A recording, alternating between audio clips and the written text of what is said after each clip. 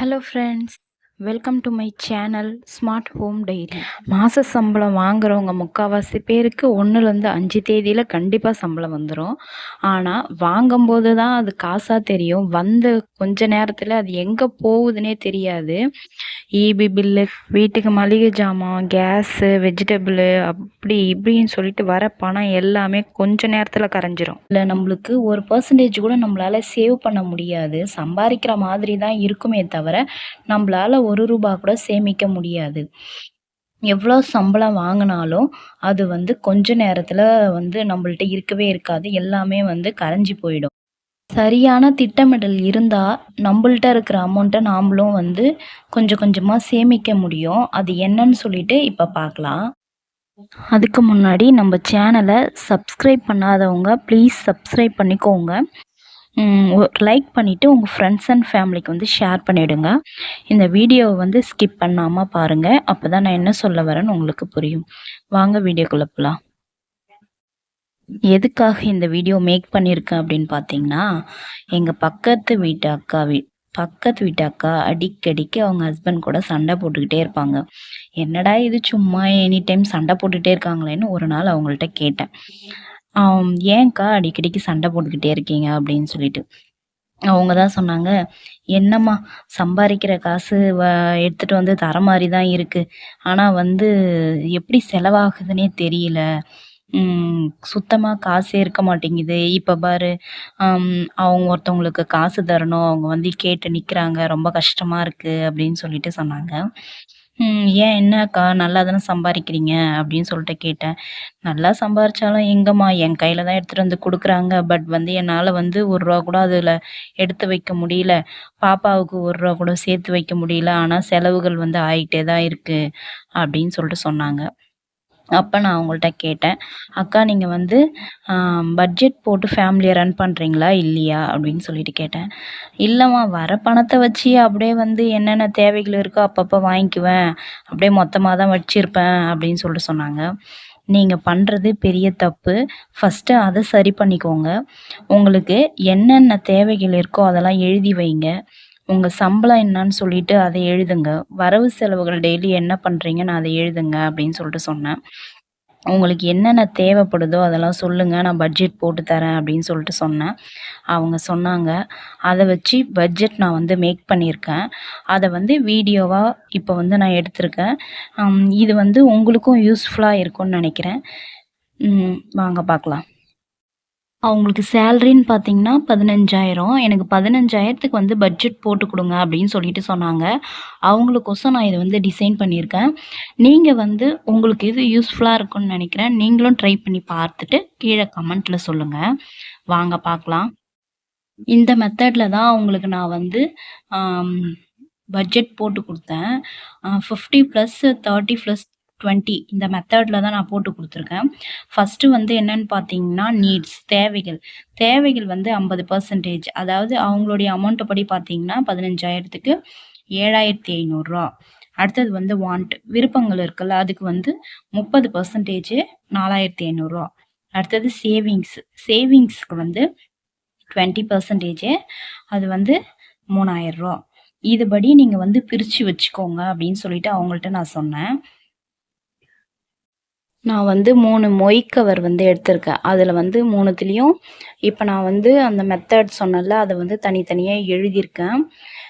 இதில் தனித்தனியாக அமௌண்ட் எடுத்து வச்சுக்கோங்க அப்படின்னு சொல்லிட்டு அவங்கள்ட்ட சொன்னேன். இதை ரெடி பண்ணி வச்சுருக்கேன் பாருங்க. மேலே நீட்ஸில் பார்த்தோம் இல்லைங்களா, அதுக்கு உங்களுக்கு மந்த்லி என்னென்ன தேவைகள் இருக்கோ, அதாவது ரெண்ட்டு, கிராசரி, கேஸு, வெஜிடபிள் எல்லாமே அந்த 50% இருக்க அமௌண்ட்டில் மட்டும்தான் வாங்கணுமே. அதுதான் உங்களுக்கு அந்த மாதத்துக்கான சேலரின்னு நினச்சிக்கிட்டு அதை மட்டும் எடுத்து யூஸ் பண்ணுங்கள். 3 கவர்லேயும் தனித்தனியாக அவங்கள எடுத்து வச்சுருக்க சொல்லியிருக்கேன். மீதி இருக்க 2 கவரையும் நீங்கள் கை வைக்கக்கூடாது. அந்த 50% இருக்க நீட்ஸில் இருக்க அமௌண்ட்டு மட்டும்தான் உங்களோடது. அது 2ம் உங்களோடது இல்லைன்னு நினச்சிக்கோங்க. அந்த 7,500 மட்டும்தான் நீங்கள் எடுத்து செலவு பண்ணணும். அது மட்டும்தான் உங்களுடைய சேலரி அப்படின்னு சொல்லிட்டு அதை மட்டும்தான் எடுத்து நீங்கள் யூஸ் பண்ணணும் அப்படின்னு சொல்லிட்டு அவங்கள்ட்ட சொல்லிட்டேன். இந்த 2 கவரையும் டச் பண்ணக்கூடாது அப்படின்னு சொல்லிட்டேன். ரொம்ப சின்ன ஃபேமிலி தான். 3 பேர் தான் இருக்காங்க. அவங்க வந்து வாடகை வீட்ல தான் இருக்காங்க. ரூ. 2500 வாடகை. வாடகை ரொம்ப கம்மியா இருக்குன்னு பார்க்காதீங்க. கிராம சைடுலாம் வந்து மோஸ்ட்லி கம்மியா தான் இருக்கும். அவங்க இருக்கிறது சின்ன வீடு. ஸோ வந்து ரூ. 2500 அவங்களுக்கு வந்து வாடகை. கிராசரி வந்து உங்களுக்கு ரூ. 1500க்குள்ளே முடிஞ்சிரும். அதுக்கப்புறம் வந்து ரேஷனும் வாங்குறாங்க இல்லைங்களா? அதிலே வந்து துவரம்பயிறு, எண்ணெய், சர்க்கரை, அரிசி அதெல்லாம் வந்து அவங்களுக்கு வரும். ஸோ வந்து கிராசரி வந்து அவங்களுக்கு ரூ. 1500 போதும். நெக்ஸ்ட் வந்து கேஸு. அவங்க இங்க கிராமன்றதுனால அவங்க அடுப்புலயும் சமைப்பாங்க, கேஸ்லயும் சமைப்பாங்க. நான் வந்து மந்த்லி அவங்கள வந்து ரூ. 500 எடுத்து வச்சிருக்க சொல்றேன். அவன் 2 மந்த்துக்கு ஒன்ஸ் தான் வந்து அவங்க வந்து எடுப்பாங்க. 2 மந்த்து, 3 மந்த்து கூட ஆயிடும் அவங்க கேஸ் எடுக்கிறதுக்கு. மோஸ்ட்லி அவங்க அடுப்புல சமைக்கிறதுனால, ஆம் அவங்களுக்கு வந்து கம்மியா தான் ஆகும். இருந்தாலுமே நான் வந்து ரூ. 500 எடுத்து வைக்க சொல்லியிருக்கேன். அடுத்தது வந்து ஃப்ரூட்ஸ், வெஜிடபிள் 2மே வந்து ரூ. 800 ஆகுது. வெஜிடபிள் வந்து இங்க பக்கத்துல சந்தையில வந்து ஆம் ஒரு கூறு ரூ. 20 அப்படின்னு சொல்லிட்டு விப்பாங்க. அதுல தான் வாங்கிட்டு வருவாங்க. ஸோ வந்து அவங்களுக்கு வந்து வீக்லி வாங்கும்போது கம்மியா தான் இருக்கும். வீக்லி வீக்லி வாங்கிக்குவாங்க. அவங்களுக்கு வந்து கம்மியா தான் ஆகும். அதனால வந்து அவங்களுக்கு மாசத்துக்கு வெஜிடபிள், ஃப்ரூட்ஸ் 2த்துக்கும் சேர்த்துமே வந்து ரூ. 800 தான் போட்டிருக்கேன். அடுத்தது வந்து நான்வெஜ். நான்வெஜ் வந்து ரூ. 500 போட்டிருக்கேன்னு பார்க்காதீங்க. மோஸ்ட்லி அவங்க வந்து ஃபிஷ் தான் வாங்குவாங்க. இங்கலாம் வந்து ரூ. 100 தருவாங்க. ரூ. 50 கேட்டா கூட மீன் குடுத்துட்டு போவாங்க. அவங்க 3 பேருக்கு அது போதும். இப்போ 3 வாரத்துக்கு ரூ. 100 மீன் வாங்குனாங்கன்னா, 1 வாரத்துக்கு கோழிக்கறி இல்லன்னா ஆட்டுக்கறி அது சம்திங் அது மாரி எடுத்துப்பாங்க. அதனால வந்து அவங்களுக்கு ரூ. 500 போதும். EB bill. ஈபி பில் வந்து ரூ. 300க்குள்ளே தான் வரும். மோஸ்ட்லி அவங்க வேலைக்கு போயிடுவாங்க. பசங்க ம் க ஸ்கூல் போயிடுவாங்கன்றதுனால ஈவினிங்க்கு மேல தான் அவங்களுக்கு யூஸ் ஆகும். அதனால வந்து ரூ. 300 வரும். இல்ல ரூ. 300க்குள்ளே கூட வரும். அதனால நான் ஒரு தோராயமா போட்டிருக்கேன் ரூ. 300ன்னு சொல்லிட்டு. அடுத்தது டிவி. டிவி வந்து கேபிள் பில் வந்து இங்க கவர்மெண்ட் கேபிள் தான் ரூ. 250 வாங்குறாங்க. அடுத்தது வந்து ஈசி. ஈசி வந்து கண்டிப்பா இப்பலாம் வந்து ரீசார்ஜ் வந்து அதிகமாயிடுச்சு. அவங்க 2 ஃபோன் வச்சிருக்காங்க. அவங்க ஹஸ்பண்ட்க்கு ஒரு 400 இவங்களுக்கு ஒரு 400 அப்படின்னு சொல்லிட்டு போட்டிருக்கேன். அடுத்தது வந்து மில்க்கு. மில்க்கு வந்து அவங்க வந்து கடையில பாக்கெட் பால் வந்து இங்க ரூ. 10 அது வாங்குவாங்க. ஒரு ஒரு வேள தான் போடுவாங்க. அதனால மாசத்துக்கு பார்த்தீங்கன்னா ரூ. 300. மொத்தமா வந்து ரூ. 7500 வந்து அவங்களுக்கு பட்ஜெட் வந்து முடிஞ்சிருது. இது மட்டும் தான் அவங்களுக்கு பட்ஜெட்டு. சேவிங்ஸ் பார்க்கலாம். அவங்க குழந்தைக்கு அவங்களால சேமிக்கவே முடியலன்னு சொல்லிட்டு ரொம்ப கஷ்டப்பட்டுட்டு இருந்தாங்க. ஏன்னா வந்து நெறைய கடன் அப்படின்னு சொல்லிட்டு நெறைய இருக்கு. அதனால அத குடுக்குறதுக்கே எனக்கு கரெக்ட்டா இருக்குமா, வீட்டு செலவுகள பார்த்துக்கின்னு கடன குடுக்குறதுக்கே கரெக்ட்டா இருக்கு. என் குழந்தைக்கு வந்து என்னால சேமிக்க முடியல அப்படின்னு சொல்லிட்டு ரொம்ப கஷ்டப்பட்டாங்க. ஸோ வந்து இப்ப நான் பிரிச்சு குடுத்ததுலேருந்து சேமிப்புக்குன்னு நம்ம தனியா எடுத்து வச்சிருக்கோம் இல்லைங்களா? அதுலேருந்து அவங்க குழந்தைக்கு பேங்க்ல வந்து ஆர்டி போடுங்க. இல்லன்னா கோல்டு ஷீட்டு போடுங்க ரூ. 1000ல அப்படின்னு சொல்லிட்டு சொன்னேன். நெக்ஸ்ட்டு வந்து ஒரு ரூ. 500 வந்து சேவிங்ஸ் அக்கவுண்ட்ல வந்து எடுத்து வைங்க. உங்களுக்கு ரொம்ப கஷ்டம், ஏதோ ஒண்ணு கண்டிப்பா தேவைப்படுது அப்படின்னும்போது, இத நீங்க எடுத்து செலவு பண்ணிக்கோங்க. அப்படின்னு சொல்லிட்டு சொல்லியிருந்தேன். அடுத்தது வந்து ஸ்கூல் ஃபீஸு. ஸ்கூல் ஃபீஸ் பார்த்தீங்கன்னா, பாப்பா வந்து கவர்மெண்ட் ஸ்கூல்ல தான் படிக்கிறாங்க. அதனால வந்து அவங்களுக்கு அந்த அளவுக்கு ஃபீஸ்ல வந்து அவ்வளோ தூரம் காசு போகாது. அவங்க கஷ்டப்படுறாங்கன்றதுனால, அப்பலேருந்தே பாப்பா வந்து கவர்மெண்ட் ஸ்கூல்ல தான் படிக்கிறாங்க. கவர்மெண்ட் ஸ்கூல் ஒண்ணும் அவ்வளோ ஒஸ்ட்லாம் கிடையாது. இங்கலாம் சூப்பரா சொல்லிக் குடுக்குறாங்க. இப்பலாம் நெறையா ஆம் சூப்பரா சொல்லி தராங்க இப்ப.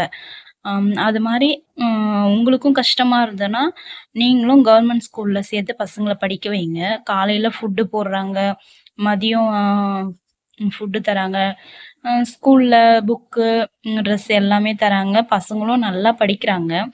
அதனால வந்து கவர்மெண்ட் ஸ்கூல் வந்து கேவலம் கிடையாது. கண்டிப்பா கவர்மெண்ட் ஸ்கூல்ல படிக்க வையுங்க.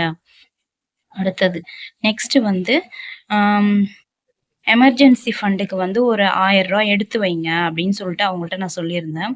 ஏதோ பாப்பாவுக்கு உடம்பு சரியில்ல, கண்டிப்பா தேவைப்படுது அப்படின்னும்போது, இது வந்து கண்டிப்பா உங்களுக்கு வந்து யூஸ்ஃபுல்லா இருக்கும். அதனால இதுலயும் எடுத்து வைங்க அப்படின்னு சொல்லிட்டு சொல்லியிருந்தேன். அதுக்கு ஒரு ரூ. 1000. அடுத்தது வந்து உண்டியல். 2வதுல உண்டியல் வந்து சொல்லியிருந்தேன் வீட்லயே இல்லைங்களா? நீங்க வந்து வாண்ட்டுன்னு உண்டியல் சொல்லிட்டு. போட்டு அதாவது இது மாரி விருப்பம். கொஞ்சம் கொஞ்சமா அதுக்கு எடுத்து வந்து வைங்க. ஒரு அமௌண்ட் எடுத்து அப்பதான் வைக்க வந்து சொல்லியிருந்தேன். ஆம், ஏதோ ஒரு வகையில உங்களுக்கு 4,500 யூஸ்ஃபுல்லா இருக்கும். அது வந்து பாப்பாவுக்கு பார்த்தீங்கன்னா, தேவைப்படும் இப்ப அப்படின்னு நம்ப சொல்லிட்டு அவங்க குழந்தை உண்டியலுக்கோசம் ஒரு ரூ. வச்சிருக்காங்க. 500 வந்து அவங்களுக்கு வந்து சொல்லியிருக்கேன். குழந்தை எங்கேயாவது வெளியில கூப்ட்டு போம்போது ஏதாவது கேட்பாங்க. அடுத்தது வந்து ட்ரெஸ் கேட்பாங்க. குழந்தைங்கள பொறுத்தவரைக்கும் மோஸ்ட்லி வந்து பார்க்கறது எல்லாமே கேட்பாங்க. அதனால அது வந்து வாங்கி குடுக்க அவங்களுக்கு கொஞ்சம் யூஸ்ஃபுல்லா இருக்கும்.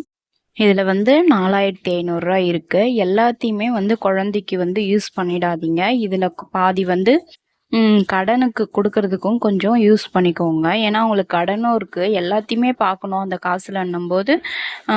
4,500 வந்து குழந்தைக்கு யூஸ் பண்றது சரியில்ல. அதுல பாதி கடனுக்கு எடுத்து வச்சுக்கோங்க அப்படின்னு சொல்லிட்டு சொன்னேன். கடன் வாங்குனவங்கள்ட்ட சொல்லுங்க. எனக்கு கொஞ்சம் டைம் குடுங்க. நான் ரெடி பண்ணி குடுத்துடுறேன் அப்படின்னு சொல்லிட்டு, ஆம் கொஞ்சம் கொஞ்சமா இப்ப சேவ் பண்ற அமௌண்ட்ட வச்சு கொஞ்சம் கொஞ்சமா ரெடி பண்ணி குடுங்க அப்படின்னு சொன்னேன். இப்ப வந்து நம்ப அந்த 50%லயும் கைய வைக்க முடியாது. கைய வச்சோன்னா வீட்டுக்கு தேவையானது எதையுமே நம்மளால செய்ய முடியாது. அதே மாரி சேமிப்புலயும் கை வைக்க முடியாது.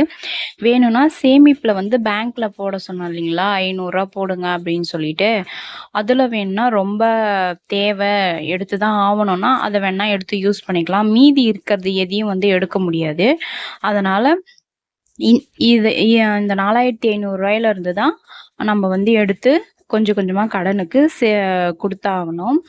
ஆம் குழந்தைங்க கேட்கறது எல்லாத்தையுமே வாங்கி குடுக்கணும்னு அவசியம் இல்ல. குழந்தைங்களுக்கு வந்து நம்ம கஷ்டம் தெரிஞ்சு வளர்க்கணும். அப்பதான் வந்து அவங்க வந்து நம்மள்ட்ட அடம் பிடிக்காம நாம என்ன வாங்கி குடுக்குறோமோ, அத வந்து வாங்கிப்பாங்க. இப்ப இருக்கிற மோஸ்ட்லி நெறைய குழந்தைங்க வந்து எல்லாத்தையுமே கேட்குறாங்க. அப்பலாம் வந்து நம்ம வீட்லலாம் என்ன பண்ணுவாங்க, நம்ம கஷ்டத்த அவங்க கஷ்டம் வந்து நம்மளுக்கு தெரியும். அதனால எங்க போனாலும் அவங்க என்ன வாங்கி குடுக்குறாங்களோ, அத மட்டும் நம்ப வாங்கிப்போம். இப்ப இருக்கிற பிள்ளைங்கலாம் அது மாரி கிடையாது. இருந்தாலுமே வந்து நம்ம கஷ்டத்த வந்து பிள்ளைங்கள்ட்ட சொல்லி, அவங்கள வளர்த்தா தான், அவங்க நல்ல நிலைமைக்கு பின்னாடி வருவாங்க. நான் வந்து சின்ன புள்ளையில ரொம்ப கஷ்டப்பட்டேன். அதனால என் புள்ளைங்கள நல்லா வளர்க்கறதுக்கோசம் கடன் வாங்கியாவது, அவங்க கேட்குற பொருள் எல்லாத்தையும் வாங்கி குடுப்பேன் அப்படின்னு சொன்னீங்கன்னா, அது கண்டிப்பா தப்பு. நம்பள்ட்ட என்ன வருமானம் வருதோ, அதுக்கு தகுந்த மாரி தான் நம்ம புள்ளைங்களையும் வளர்க்கணும். அதுக்கு தகுந்த மாரி தான் நம்ம கஷ்டத்தையும் வந்து சொல்லி பசங்கள்ட்ட வளர்க்கணும். இவ்வளோதாம்மா வந்து நம்மளுக்கு வந்து வருமானம் வருது. இத தான் என்னால வாங்கி குடுக்க முடியும். நீங்க இத வாங்கிக்கோங்க அப்படின்னு சொல்லிட்டு சொன்னீங்கன்னா, பசங்க புரிஞ்சுப்பாங்க. ஸ்டார்ட்டிங்ல அடம் பிடிக்க தான் செய்வாங்க. கொஞ்சம் கொஞ்சமா தான் பேசி குழந்தைங்க இல்லைங்களா, புரிஞ்சுக்கிறதுக்கு லேட் ஆகும். கொஞ்சம் கொஞ்சமா தான் பேசி அவங்கள சமாளிக்கணும். இந்த வீடியோ உங்களுக்கு புடிச்சிருக்கும்னு நம்புறேன். புடிச்சிருந்தா கீழ எஸ்ன்னு கமெண்ட் பண்ணுங்க. மறக்காம சப்ஸ்கிரைப் பண்ணிக்கோங்க. ஒரு லைக் பண்ணிட்டு உங்க ஃப்ரெண்ட்ஸ் அண்ட் ஃபேமிலிக்கு வந்து ஷேர் பண்ணிடுங்க. நெக்ஸ்ட் வீடியோல பார்க்கலாம். தேங்க்ஸ் ஃபார் வாட்சிங்.